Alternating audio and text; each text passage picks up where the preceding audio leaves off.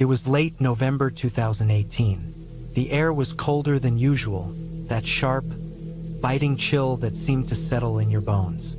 I remember the exact moment. My pager buzzing on my belt, the sharp crackle of the dispatcher's voice through the radio.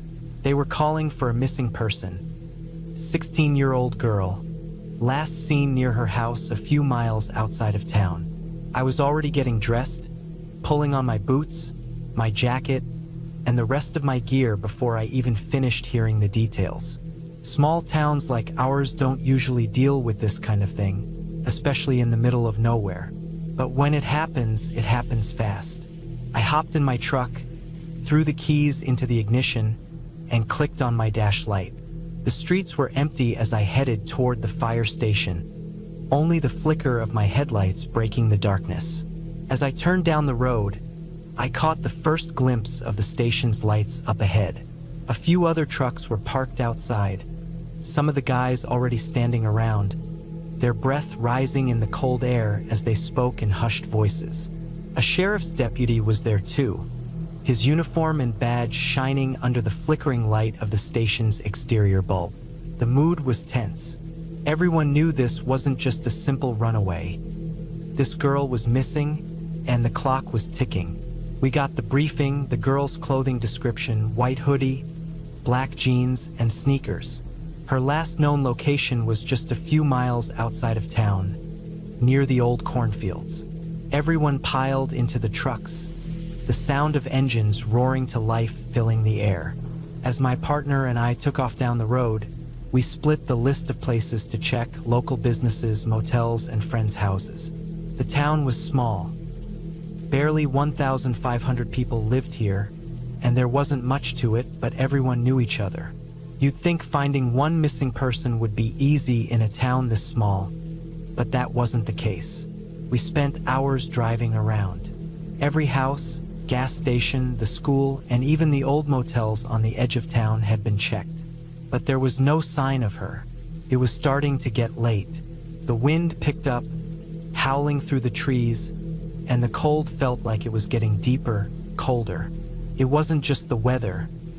The whole situation felt wrong, like we were looking for something that wasn't there. I remember driving out of the last gas station, a small one on the corner of Main and Highway 34. As we pulled out, I caught a glimpse of someone, moving through the empty cornfield that bordered the edge of town. It was barely noticeable at first, just a flicker of movement in the darkness. But it was enough to make my gut twist. I told my partner to stop, my voice low but firm. I grabbed the spotlight off the floorboard and flicked it on, scanning the field. The light caught a man, mid-40s maybe, torn up jeans, cowboy boots, and a ragged white t-shirt that was stained dark. Either dirt or something else I couldn't quite make out. I didn't recognize him, and that was odd because in a town this small, you knew everyone. But this guy, I had no idea who he was. Stay here, I told my partner, though I could feel the unease creeping up my spine. I grabbed my flashlight and started to get out of the truck, the chill of the night air hitting me hard. My boots crunched on the gravel as I walked down the hill, aiming the spotlight toward the figure. "Hey!" I called, trying to get his attention. "Are you all right?" The man turned. At first, I thought he was just going to stop and come toward me, but instead he just started walking away. Not fast, but not slow either. It was like he hadn't heard me or didn't care to. "We're just looking for someone," I called out again, trying to sound calm, like I wasn't as freaked out as I was feeling. I needed to make sure he didn't think I was a threat, but he didn't stop. Instead, he just kept walking, his back to me now. I felt that knot in my stomach tighten. Something about the way he was acting felt wrong. He wasn't responding, not even a glance over his shoulder. That's when something in my gut screamed at me. It wasn't the normal feeling you get when you sense something's off. It was deeper, more primal. My hand hovered over my radio, ready to call for backup, but I didn't. I had to make sure of what was happening first. As I stepped closer, the strange feeling grew stronger. The hairs on the back of my neck stood up. I felt this overwhelming urge to turn around, to walk away, to get back to the truck and drive as far away from this field as I could. My breath caught in my throat as my feet moved faster up the hill, away from the man. Halfway up, I couldn't stop myself. I turned around to check, to see if he was still there. He was, but in the span of maybe a second, maybe two, he was gone. I swear to God, the field was empty. Not a trace of him. No sound of footsteps, nothing. The wind hadn't picked up. It hadn't even seemed to shift. It was as if the man had just disappeared. I ran the rest of the way back to the truck, my boots slamming against the ground with urgency. I didn't even think. I just slammed the door shut as soon as I got in. "Get us the fuck out of here," I said, barely managing to keep my voice steady. My partner looked at me, eyes wide, his hands frozen on the wheel. I could see he was shaken, too. I don't know if he had seen the same thing or if it was the tension from the whole night getting to him. But he didn't need to say anything. I could tell he'd felt the same fear, the same gut-deep unease. "Did you see that?" I asked, my voice low, almost a whisper. He nodded. "I saw it," he said quietly, shaking his head like he still couldn't believe it. Neither of us spoke much after that. There was nothing to say. Not then. Not now.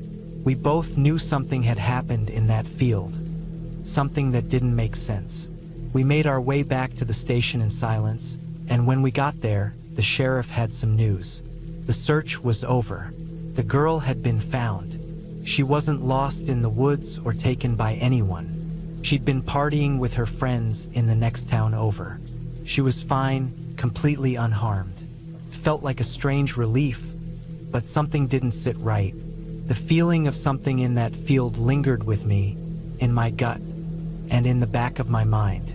I still think about that night, about that man in the field, and the way he disappeared. No one else saw him, and no one else ever spoke of him. It was like that part of the search was just erased, left out of the report. The police chief called off the search for our town, shifted the manpower to the neighboring town, where the girl was found. But that man, he was never mentioned again. And to this day, neither my partner nor I ever talk about it. Not with anyone, ever. There's something about that night that we both know, deep down, but neither of us is willing to acknowledge. I'm not one to believe in anything paranormal or out of the ordinary, but that night in that cornfield, I felt something. It was something I can't explain, something that stays with me, lurking at the edge of my thoughts every time I drive through those back roads. And I know deep down that there's more to that night than any of us will ever understand.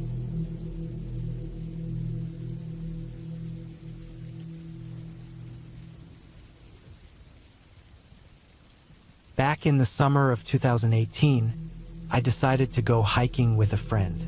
It was supposed to be a simple day trip, just two friends out for a walk in the woods, catching up and enjoying the peace that nature brings. We picked a trail that was relatively untouched, not one of those touristy paths everyone flocked to. We didn't want crowds. We just wanted quiet, fresh air, and the freedom that comes with being in the woods. It wasn't the most difficult hike, but it wasn't easy either, which made it feel like an accomplishment when we reached certain points. We set off early, the sun just beginning to creep over the horizon, painting the sky with soft oranges and pinks. The forest was still cool with morning mist, and the air smelled rich and damp from the previous night's rain. The dirt beneath our boots was soft, the ground slightly muddy in some places. The trees towered over us, their dense canopies blocking most of the sunlight, giving the trail a shadowy, mysterious feel. We walked in silence for the most part, lost in our own thoughts. I'm not sure why we didn't talk much. There wasn't any tension between us, but the woods had this strange, calming effect on both of us. Sometimes we'd point out different birds or animals we spotted, but mostly we let the sounds of the forest fill the space between us. The occasional snap of twigs underfoot, the distant rustling of leaves, and the quiet hum of the insects. Every now and then, the sun would break through the trees, casting long shadows across the trail. About 30 minutes into our hike, we came to a clearing. The path seemed to widen a bit, and the forest opened up just enough to let in some sunlight. It wasn't exactly picturesque, but it was peaceful. The kind of place where you could sit and take a breather. We stopped for a moment, both of us catching our breath, and I glanced around. That's when I noticed something strange. At first, I didn't believe what I was seeing. It took a second for it to register. Hanging from one of the trees, just off the path, was a man. His body swayed slightly in the wind, and the rope around his neck creaked with the motion. I froze, my breath catching in my throat. My friend must have seen it too, because I heard him stop next to me, his footsteps halting in the mud. We both stood there, staring at the scene in shock. The man's body hung limp, his legs slightly bent as if he had once been in a standing position before whatever had happened to him. His clothes were dark and simple, nothing that stood out about them. He was wearing boots that looked worn from use. He couldn't have been older than maybe 30 or 31, not much older than either of us. The rope was tied to a thick branch, high enough that the body hung a good foot or so off the ground. It wasn't a particularly high tree, but it was enough to make the scene unsettling. The man's face, or what I could make out of it, was pale and lifeless. His mouth was slightly open, but there was no sign of struggle. It didn't look like he had tried to break free. In fact, it looked almost too calm. His eyes were half closed, the kind of look someone gets when they've been dead for a little while. The longer I stared at him, the more surreal it felt. I tried to convince myself that it wasn't real, that maybe we had stumbled upon some kind of bizarre setup or prank. But everything about the scene felt too real, too immediate. This wasn't some Halloween decoration or a stunt. This was a person who had taken their own life. I wanted to call for help, to run back to the trailhead and alert the authorities, but something held me in place. I glanced at my friend, whose face had gone pale. He wasn't saying anything, but I could tell he was processing the same thoughts I was. I could see the confusion in his eyes, the mixture of disbelief and fear. Should we go get help? He finally asked, his voice low and shaky. I nodded, though I wasn't sure if it was the right thing to do. It felt wrong to just walk away. But what else could we do? We weren't trained for situations like this. We didn't know how to handle it.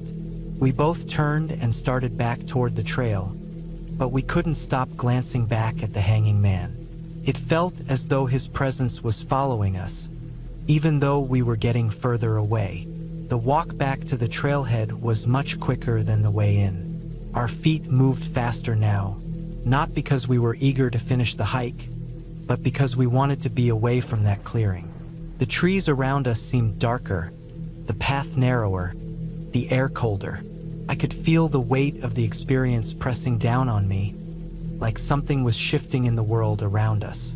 As we neared the edge of the woods, I pulled out my phone to call for help. But when I looked at the screen, I saw that I had no signal. Nothing. My stomach dropped. My friend looked at me, his face a mirror of my own concern. I've got nothing either, he said, holding up his phone.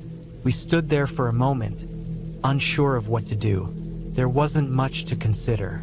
We had to go back to town and report it. But as we turned to head back into the woods, something made me stop. It wasn't fear exactly, but a sense that something wasn't right. I turned to my friend. We should go back, see if we can figure out who he was.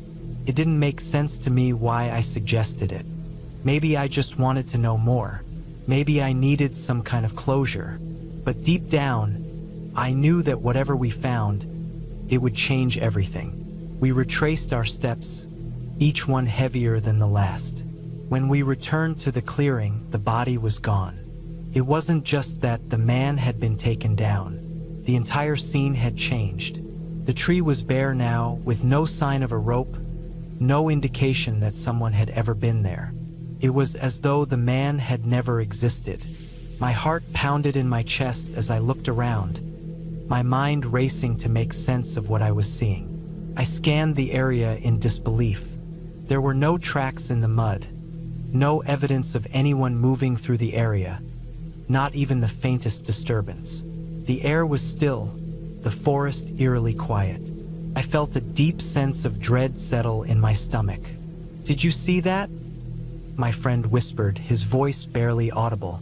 "Yeah," I said, though I was barely able to speak.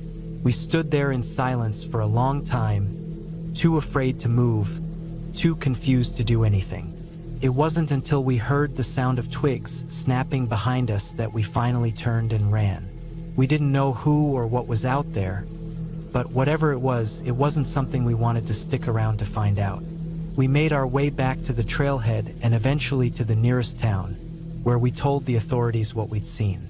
They sent out a team to search the woods, but they found nothing. No body, no rope, no sign of any kind of disturbance.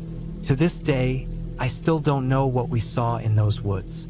I don't know if it was some kind of twisted prank or something much darker. The authorities never found anything, and the woods seemed to swallow our experience, as though nothing had ever happened.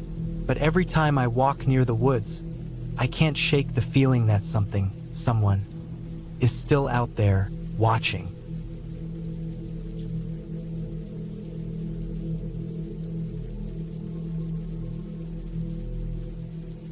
It was supposed to be the perfect trip, canoe camping in a new provincial park, a hidden gem untouched by the usual crowds. My friends and I had spent months planning it, the logistics, the gear, the route. We had arranged to be flown into the middle of the park with our canoes, and then spend the next week paddling and hiking our way out. The whole thing was meant to be an adventure, one of those trips where you can really get away from it all, where the only sounds are the whisper of the wind and the occasional splash of a fish breaking the surface of the water. The first night was perfect. We set up camp on a small, secluded bay, the fire crackling merrily as we passed around dehydrated meals and laughed about past trips. The stars stretched across the sky like a blanket, and I remember feeling like we were the only ones in the world. It was exactly what we'd hoped for, a peaceful, solitary escape into the wilderness. The next morning, we packed up our gear and set out early. Our destination for the day was a trailhead that led up into the hills, the kind of place you don't typically expect to find in Ontario, where the terrain is more rolling than rugged. The trail was supposed to be a moderate hike, and we were all eager to stretch our legs after a day of paddling. It wasn't far off the main route, but the views from the top were supposed to be worth it. We paddled across the lake, the water smooth as glass, the sun creeping higher in the sky. As we approached the shore, we saw the base of the trail. It started right at a campsite, one of the many that dotted the park. At first, it seemed like just another spot for hikers to stop and take a break. But as we paddled closer, something felt off. When we landed and stepped out of our canoes, we were met by an odd sight.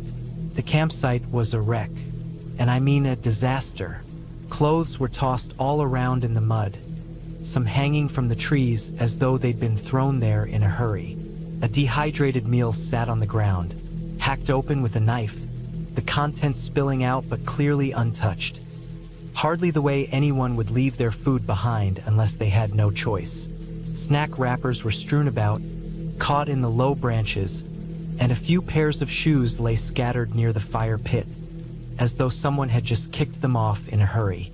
There were also 3 tarps, one ripped to shreds, another tangled in the brush, and the third lying half folded near a pile of wet clothing.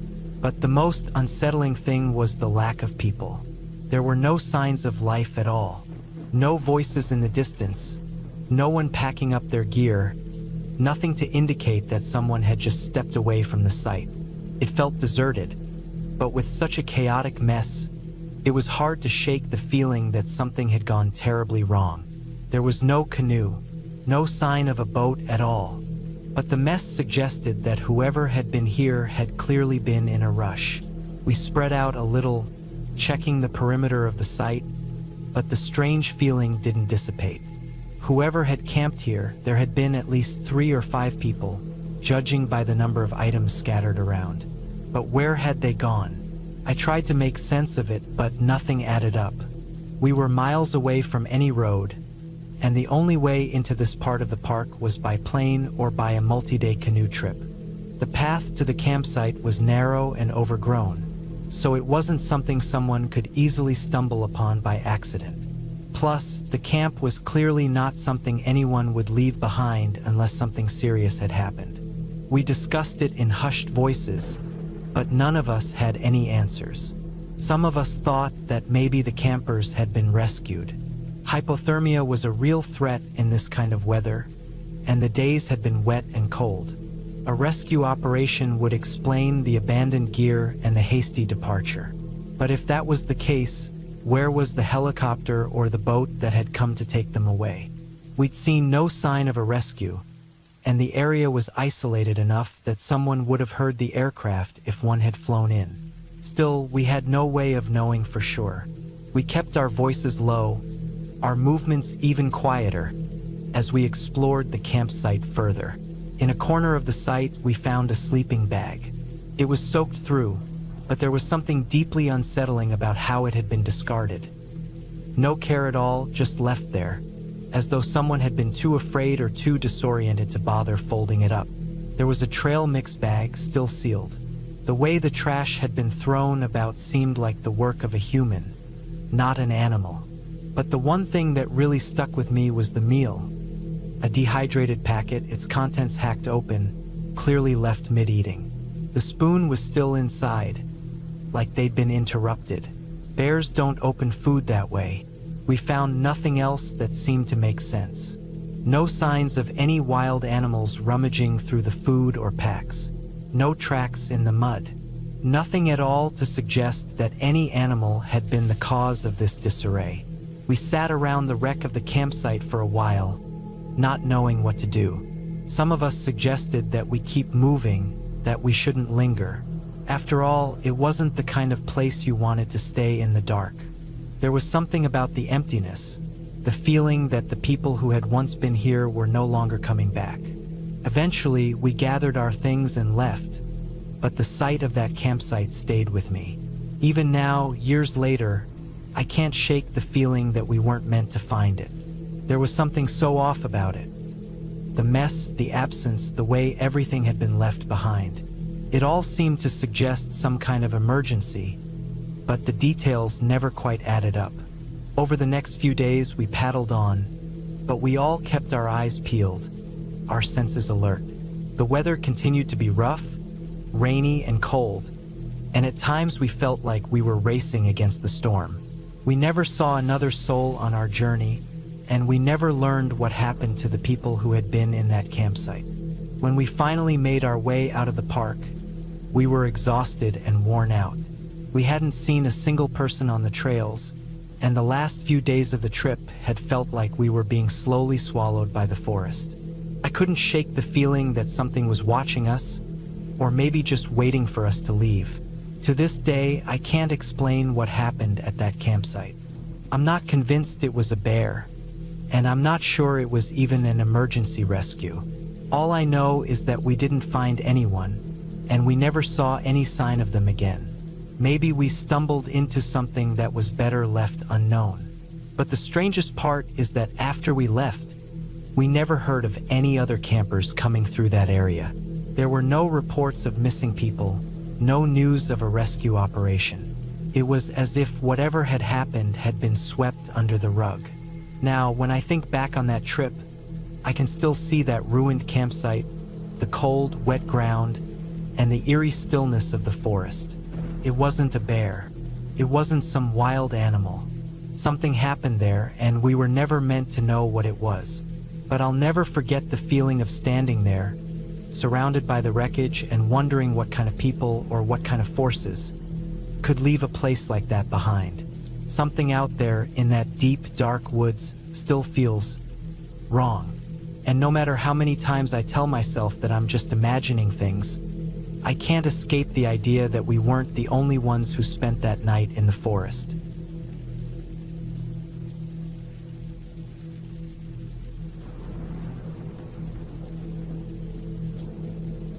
I had been hiking through the Flatirons on a crisp fall day, the air still carrying a bite from the mountain breeze. I didn't expect anything unusual, just another hike through the rugged trails that I'd walked countless times. But that day, something felt off, like the mountain was holding its breath, waiting. The Flatirons, Boulder's iconic rocky outcrops, stretched in jagged formations against a pale blue sky. I was on a familiar trail, the one that led up to the rock shelters near the base, a spot many climbers use for staging or as a resting place. The place always felt quiet, distant from the hustle of the city below, where the busy streets never seemed to rest. But this time there was something in the air, something that didn't sit right with me.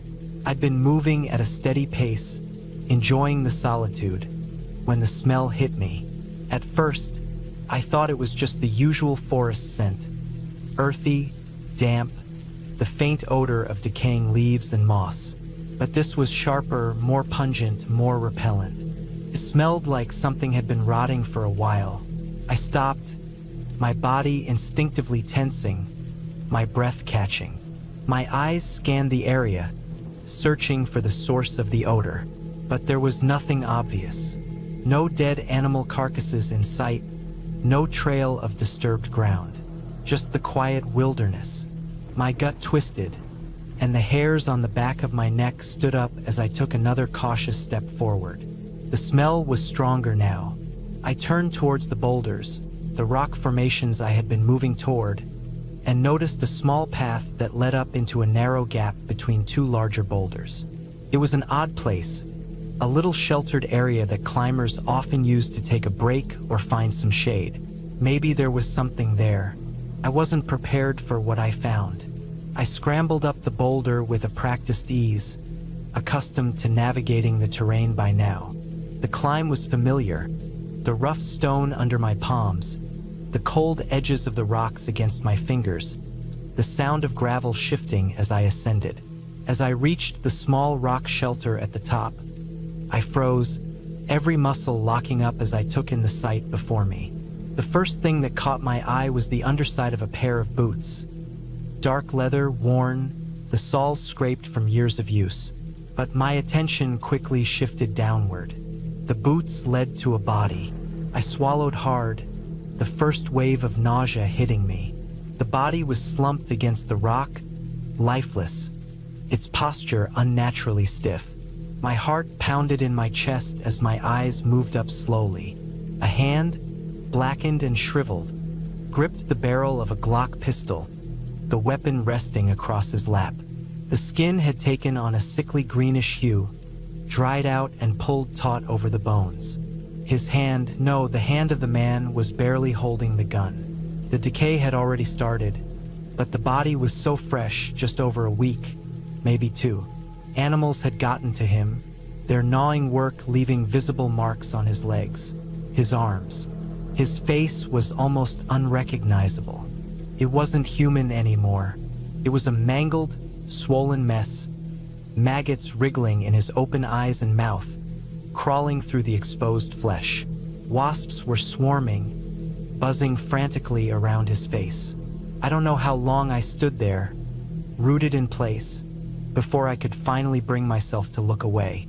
The stench was unbearable now, thick and sour, clinging to my clothes, to my skin. It was a sickeningly sweet odor mixed with rot, like death itself had been trapped in the rock shelter. The buzzing of the wasps, the sound of their tiny bodies colliding with the air around me, was maddening. I forced myself to move. I wasn't sure why, but I had to get closer. Maybe I thought I could help. Maybe I thought it would make sense if I looked at it long enough. But the closer I got, the clearer it became that there was nothing to be done. The man had been gone too long, and the way the body was contorted, the way it hung limp, lifeless, it was obvious that he hadn't died from anything natural. It was clear he'd taken his own life.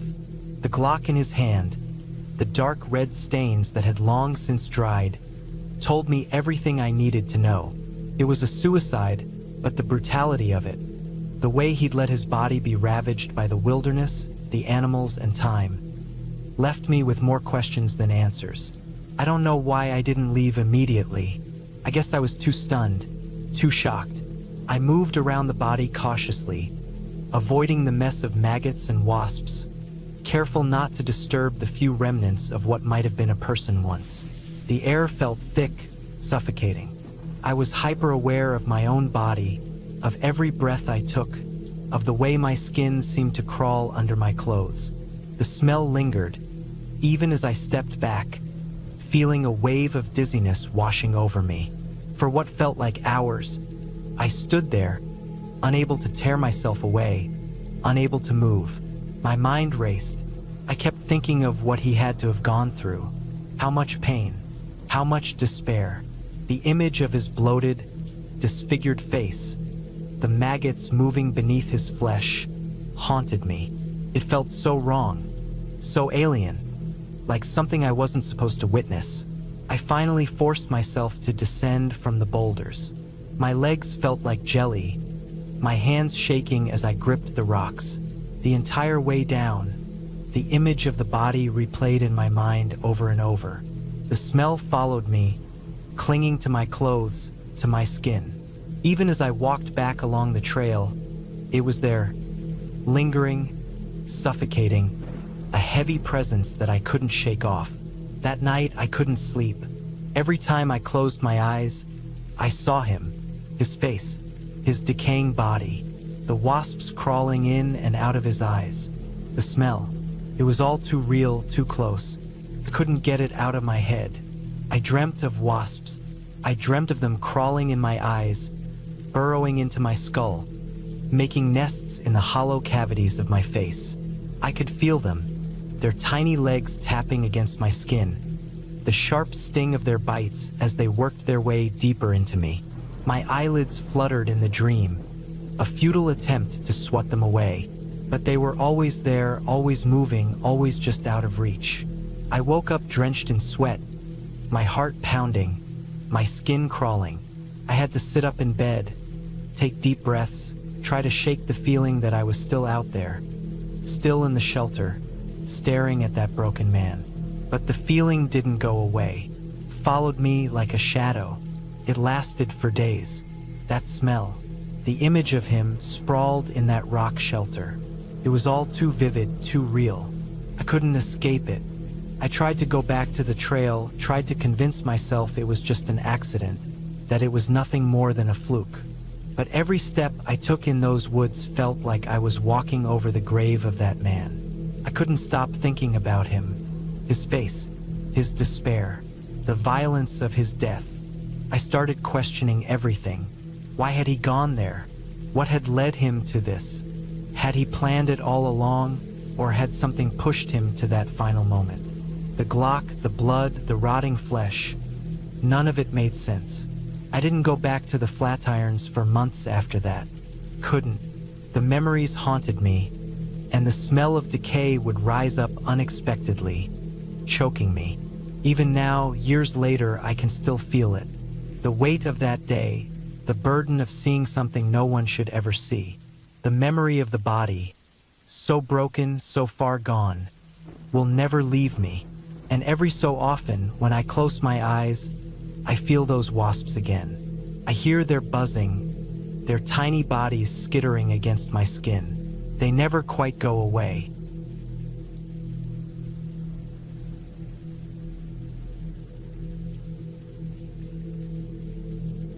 When I was a kid, we used to explore the woods all the time. It was the kind of place where you felt like you could disappear, like you could get lost and never be found. The air was thick with the smell of pine and damp earth, and the trees stood tall, towering over everything like silent guardians. We knew the woods well, or at least we thought we did. There were streams to fish in, paths to explore, and hidden corners where we used to make camp. But one day, we ventured out to a spot that we had never visited before. It was a spillway near a dam, somewhere off the beaten path. A friend of mine, Dan, had heard about it from his older brother. He'd mentioned it a few times, saying it was a great place to catch fish, especially near the morning when the water was still cold. So we packed our gear and made our way out there. The woods felt different that day. Maybe it was the weather or maybe it was just me, but there was something about the place that felt off. We had to hike for about half an hour before we reached the spillway. It was a narrow, rocky inlet where water rushed out from the dam, creating a kind of natural funnel. The water churned and twisted, making a noise that almost felt unnatural in its own right. The flow of it was powerful, but at the same time, there was something eerily calm about it. I remember thinking that it looked like a place where secrets were buried. We set up our fishing rods and tried to get comfortable. The place was quiet except for the rushing water. The sunlight filtered through the trees, dappling the ground in patches of light and shadow. The air was thick and humid, but it wasn't uncomfortable. It felt like the woods were alive, breathing with us, watching us. We didn't say much at first, just the usual banter between friends as we fished. But there was this tension, an edge that none of us could shake. It was the kind of feeling you get when something is about to happen, but you can't quite figure out what. At first, it was just a few ripples in the water, nothing unusual. We laughed it off and kept fishing. But then, as if from nowhere, a snake slithered out from the brush. It was a water moccasin. I can still remember the way it moved, smooth, fast, with that unmistakable grace that only a snake can have. It passed right between us, not bothering us at all, just moving on its way. None of us thought much of it at first. We were used to seeing snakes in the woods, especially around water. But then another one appeared, and another, and then another. It was like they were coming out of nowhere, appearing from the trees, the rocks, the brush.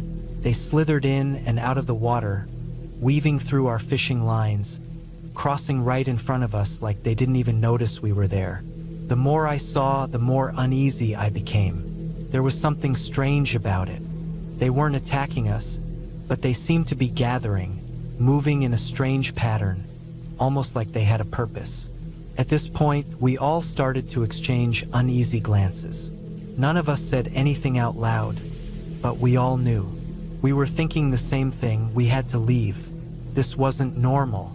But before we packed up, there was a strange curiosity that took over some of us, myself included. We wanted to see where they were all coming from. Where were they going? Why were there so many of them? I don't know why we decided to go after them, but we did. We followed the snakes, keeping a safe distance. They were everywhere now. Everywhere we turned, there were more of them. Some of them had already slithered up the rocky ledges that lined the spillway, disappearing into the brush. It felt like a nightmare the way they kept coming. We were surrounded by them, but none of them seemed interested in us. It was like they had their own agenda, one that didn't involve us at all. The tension in the air grew thicker as we moved deeper into the area. The ground was slick with mud, and the smell of damp earth hung heavy around us. Every step we took felt like we were intruding on something we had no business being part of. But we pressed on, driven by that nagging curiosity. We followed the snakes further and further from our fishing spot until we came to a clearing in the woods. And that's when we saw it. At first, it didn't make sense. It was like something out of a nightmare, something that didn't belong in the real world. It was a massive, writhing ball of snakes. Hundreds of them, maybe even more. They were all tangled together, moving in a chaotic but synchronized way, like a massive organism made up of individual serpents. The black mass of them twisted and turned, and every now and then, one would break free, slither away, only to be replaced by another.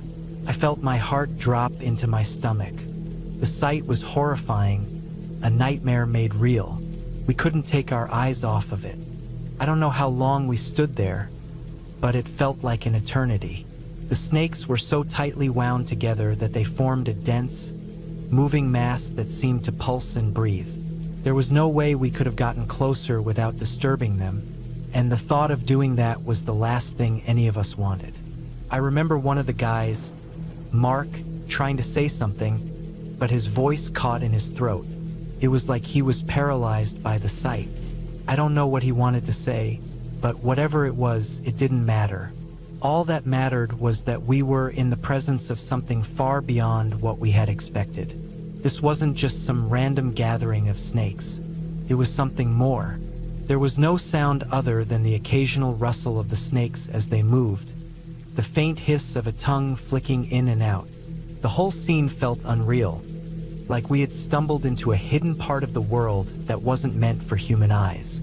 We didn't belong there, and we knew it. Without saying a word, we turned around and started to back away. It was slow at first, but then panic set in. We didn't run, but we didn't waste any time either. We made our way back to the fishing spot as quickly as we could, avoiding the snakes that were still slithering between the trees and rocks.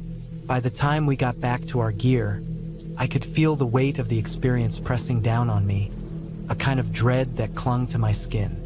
None of us spoke for the rest of the way back. We didn't need to. We all knew what had just happened.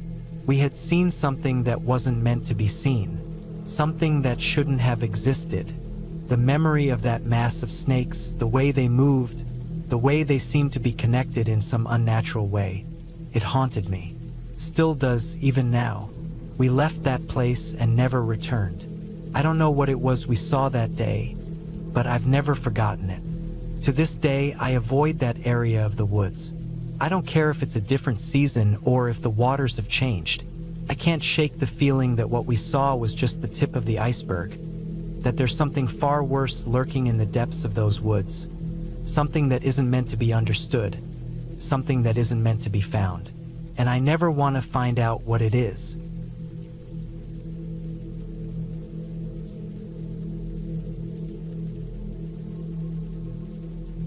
When I was a kid, there was a stretch of woods right behind my house. It wasn't anything extraordinary, just a few acres of trees, bushes, and the occasional dirt path. I would go there by myself all the time, drawn by the sense of freedom that came with wandering into the thick brush where no one could find me. No adults ever seemed to care about what we kids did in those woods, and it felt like a little world of my own. The woods weren't exactly haunted, but there was something about them, something that made the air feel thick when I ventured deep enough into the trees. One day, I was exploring further than usual. I had always been curious, but this day I was feeling particularly brave, like I could find something special. The sun was getting low in the sky, casting long shadows over the dirt and leaves. I followed a small creek that ran through the woods, stepping carefully over the slippery rocks, listening to the birds and the rustle of squirrels running through the branches. Eventually, the creek led me to a small clearing, one that I hadn't noticed before. The trees here seemed bent inwards, like they were forming some kind of natural shelter. At first, it looked like just another random spot in the woods, but something caught my eye. It wasn't just a patch of dirt and grass. It was something man-made. Half buried under the dirt and a few outcropping roots were towels, some torn clothing, and what looked like random car parts. Bits of metal, broken headlamps, a side mirror, and even an old tire. I knelt down to take a closer look, my mind racing. This wasn't a normal place in the woods. It was like someone had been here, someone who didn't want to be found. I felt a strange chill run through me, but my curiosity kept me grounded. It didn't seem dangerous, just odd. I had seen old junk like tires and broken car parts scattered around the woods before, but this felt different. Something about the way the items were hidden, the way they were buried beneath the earth as if trying to stay out of sight, made my stomach twist a little. But I didn't think much of it then. It didn't seem urgent, just strange. I pushed the thought from my mind and headed back to the house, distracted by the adventure of the day. It was easy to forget things like that when you're 12 and caught up in your own world. I had other things to think about. 2 days later, something happened that made me wish I had paid more attention to that feeling. It was a warm evening around dusk.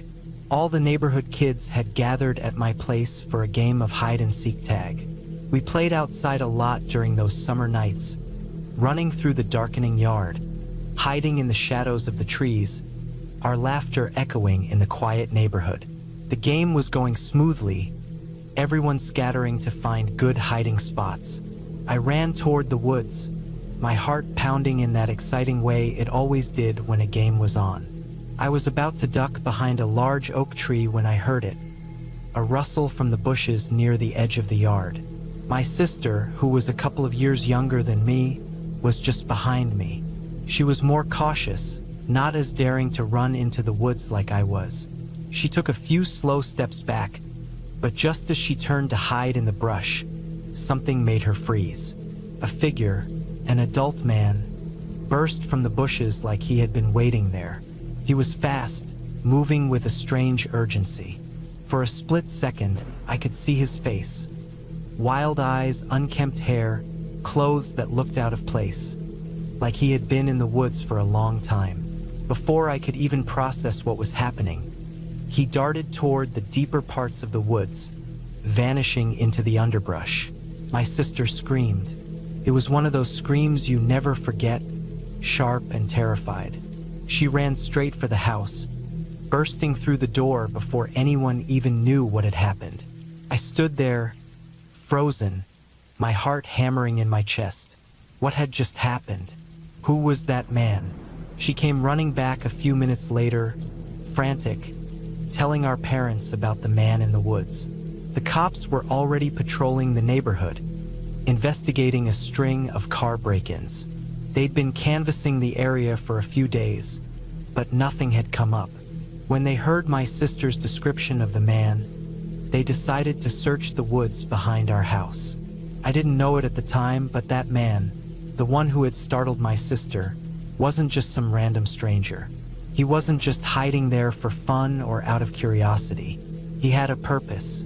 Later that night, after the cops had finished their search, they found something in the woods. They found the camp I had stumbled across just a couple of days earlier.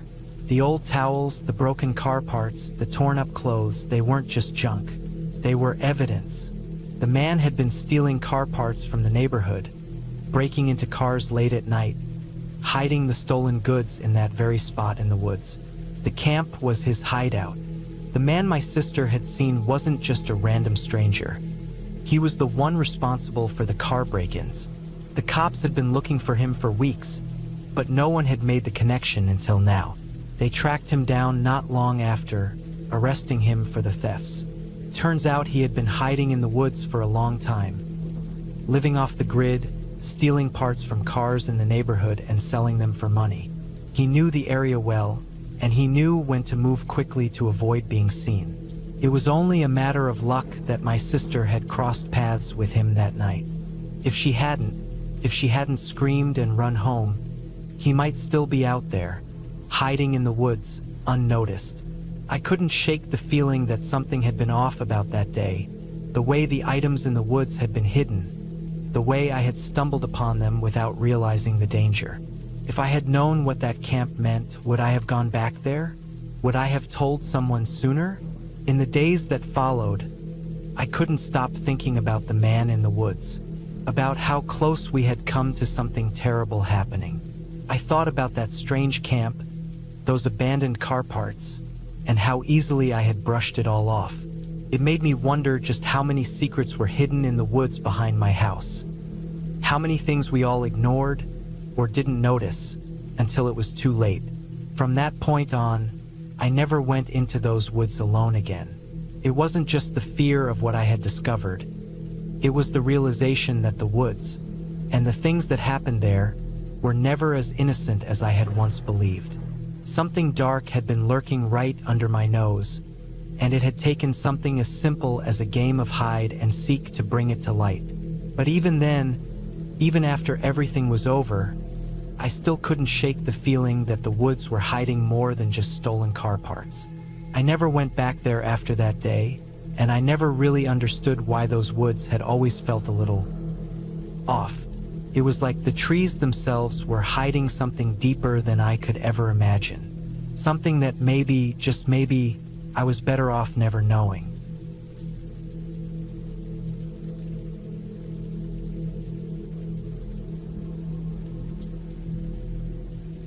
When I was around 12 years old, something happened that still haunts me to this day. My family and I lived on the outskirts of a small town, surrounded by dense forest that seemed to stretch on forever. It wasn't unusual for our dogs to roam the woods, and they'd always come back. That's just the way things were. But one day, we noticed that our dog, Luna, hadn't come back. Luna was a border collie, mostly white with black patches that looked like someone had splattered paint across her fur. She was friendly, energetic, and loved being outside more than anything else. So when she didn't return after a couple of days, we started getting concerned. We called her name, but there was no sign of her. My dad and I, both stubborn in our own ways, decided we'd go looking for her. It didn't feel right to wait any longer. The forest behind our house was vast, and though we'd walked its trails plenty of times, it could feel endless when you were in the thick of it. The trees were tall, the canopy so thick in some places that sunlight barely made it through. There were paths, sure, but they didn't always go where you needed to. Some parts of the woods were untouched by human hands, growing wild and untamed. It was a quiet place, too quiet sometimes. When the wind didn't blow, you could hear the silence in a way that made you feel small and alone. We set out early in the morning, carrying only a few basic supplies. I remember feeling a mixture of hope and unease as we walked. My dad, always calm and steady, didn't seem worried, but I could tell that something was bothering him. We walked for what felt like hours, calling out for Luna and checking every corner of the woods we knew. But there was no sign of her. We pushed deeper into the woods, past the familiar trails and into areas we hadn't ventured in years. The trees seemed to close in around us as we went farther, and the air became thick with the smell of damp earth and decaying leaves. The further we went, the more unsettling it felt, but my dad insisted we keep going. We had to find her. It wasn't until we came across a small clearing that I felt something truly strange. The sun was starting to dip, casting long shadows across the ground, and the air felt colder, even though it wasn't supposed to be. The clearing was small, only about 100 feet across, surrounded by dense trees. And that's when we smelled it, a stench so foul that it almost made me gag. I couldn't place the smell at first, but it was like rotten meat mixed with something metallic, like blood. My dad stopped dead in his tracks, and I knew he had smelled it too. His expression hardened, and he motioned for me to be quiet. We both stood still, listening, but all we could hear was the wind rustling through the trees. Slowly, we moved into the clearing, scanning the ground for anything out of the ordinary. That's when we saw her. Luna was lying in the middle of the clearing, her fur matted and dirty, her body unnaturally still. At first, I thought she was just asleep, but as I got closer, I realized something was terribly wrong. There was something on her stomach, something that didn't belong. It looked like a knife. No, a large blade of some kind, a jagged piece of metal that had been propped up against her. It was unnerving how perfectly it seemed to rest against her, like it had been placed there deliberately. But it wasn't just the knife that made my heart stop. It was the way Luna looked. Her eyes were wide open, but lifeless, staring at nothing. Her mouth was slightly open, and the smell of decay was unmistakable now.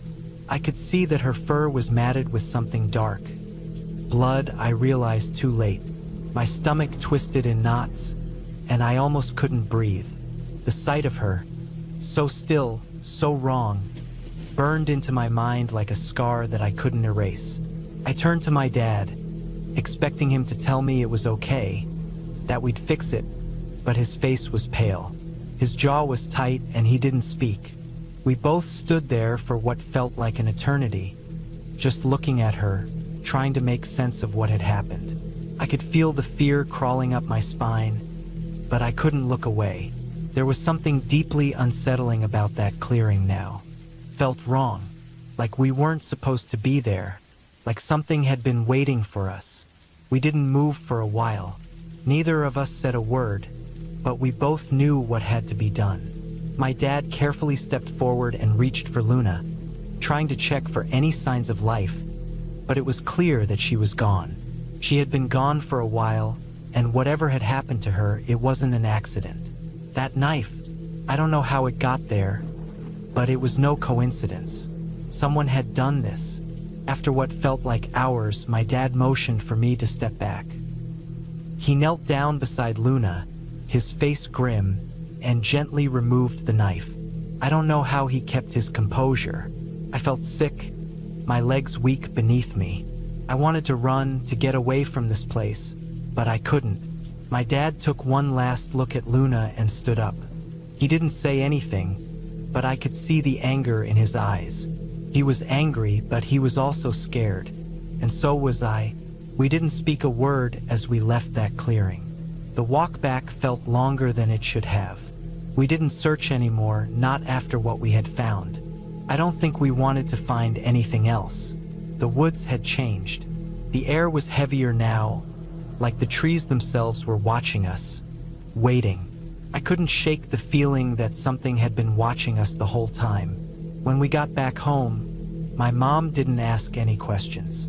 I think she could see the look on our faces and knew what had happened, but she didn't ask.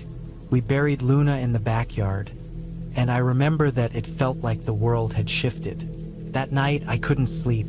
Every time I closed my eyes, I saw Luna's lifeless stare, and the image of that blade, cold and deliberate, cut into my mind. It's been 7 years since that day. Sometimes I still walk past that part of the woods, but I don't go in. I can't. The memory of what we found is burned into my mind, and no matter how much time passes, it won't go away. I still don't know who did it or why. Maybe I'll never know. But I've learned something over the years. Some things in the woods are better left undisturbed. Some things are better left alone, because once you see them, you can never unsee them.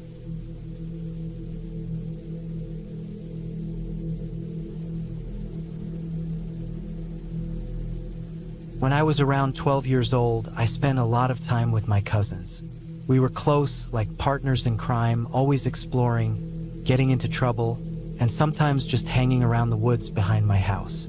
We lived out in the country, so there wasn't much to do except for roam. There were a lot of woods around the area, and we knew them like the back of our hands. But there were parts of it, deep in the woods, that felt different, almost like they didn't belong. That day started like any other. We were bored, looking for something to do, and the woods were our usual escape. My cousins and I had this habit of poking around the junk people left behind.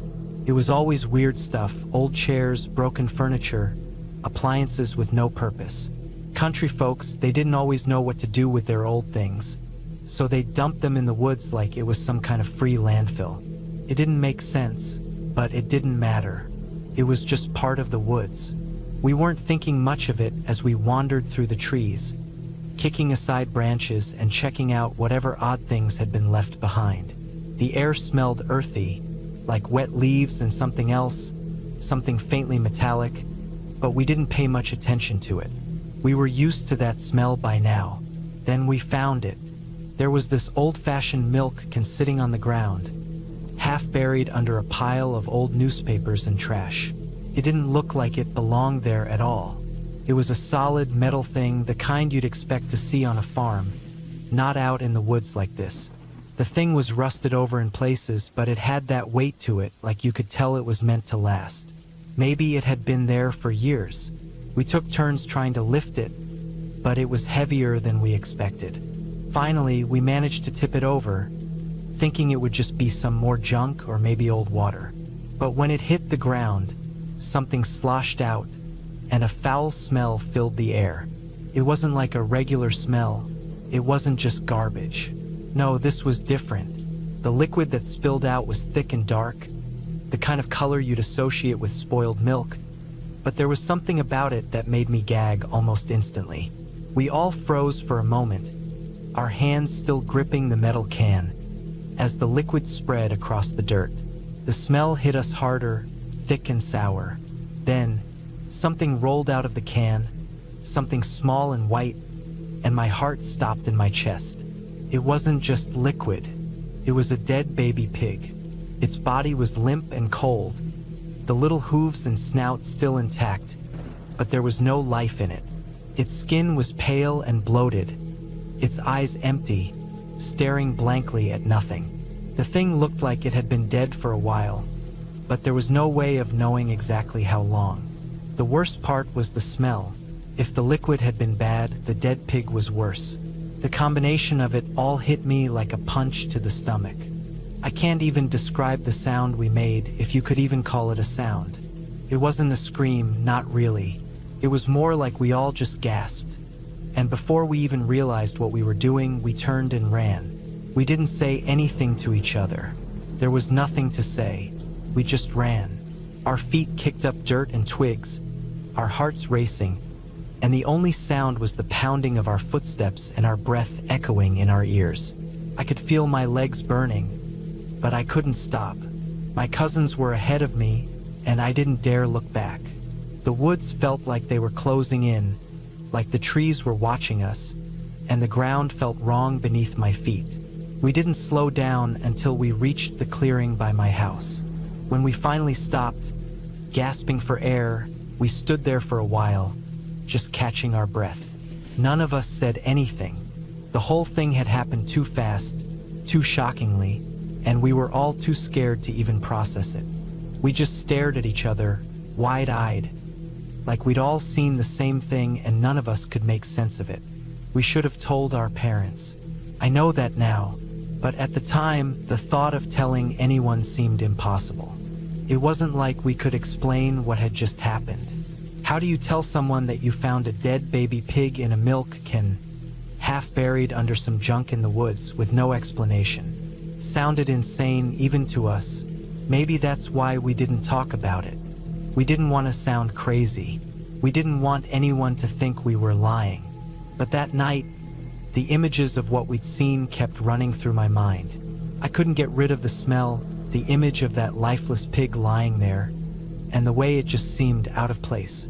It didn't belong in the woods like that. Nothing about it made sense. It made my stomach turn every time I thought about it. The next few days, I didn't feel right.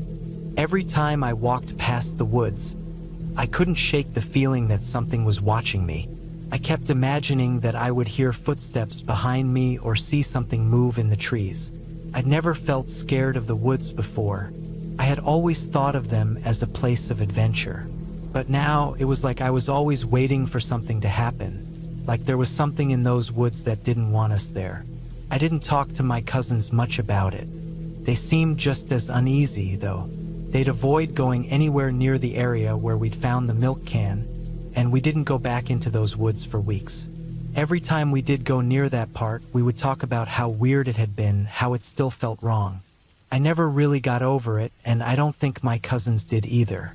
The woods eventually started feeling normal again, but I still couldn't shake the image of that dead baby pig.